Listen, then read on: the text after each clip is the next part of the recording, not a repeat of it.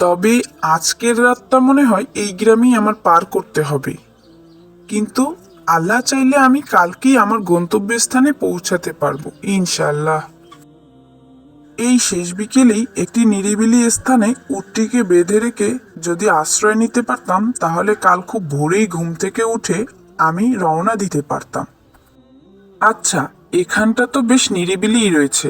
আমি এই গাছের ছায়ায় না হয় আশ্রয় নেই, আর উটটিকে পাশেই না হয় রেখে দেই।